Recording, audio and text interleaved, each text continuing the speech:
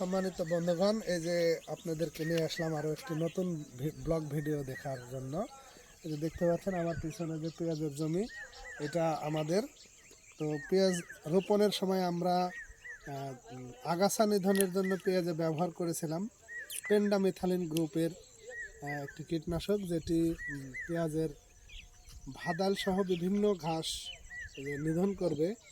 আমরা বিঘাতে 400 মিলি হারে ব্যবহার করেছি, কিন্তু এখন আবারও দেখছি পেঁয়াজের জমিতে ভাদাল সহ অন্যান্য ঘাসের প্রাদুর্ভাব দেখা যাচ্ছে। সেই জন্য আমরা আবারও আরেকটি কীটনাশক ব্যবহার করব। এইটা নিয়ে আসছি হচ্ছে আপনার অক্সাডায়োজেন গ্রুপের একটি ওষুধ। এইটা হচ্ছে আপনার এই যে আমার যে মেশিন দেখতে পাচ্ছেন 20 লিটারের যে পানি, সেইখানে 1.5 মুখি হারে আমরা ব্যবহার করব। এই যে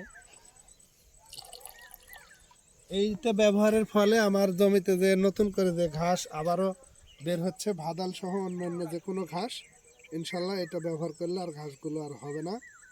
তো আপনারা সাথে থাকেন, আমরা কিভাবে স্প্রে করছি সেটা দেখাবো।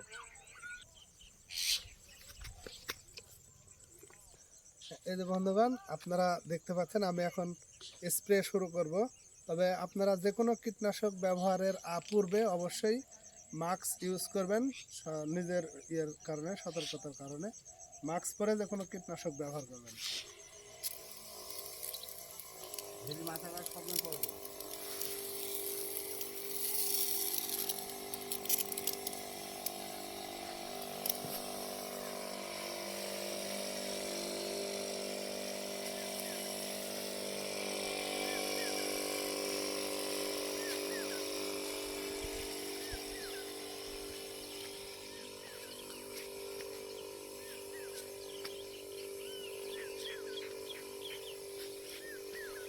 এই ধরনের কীটনাশক অবশ্যই সূর্যের তাপে ব্যবহার কেউ করবেন না।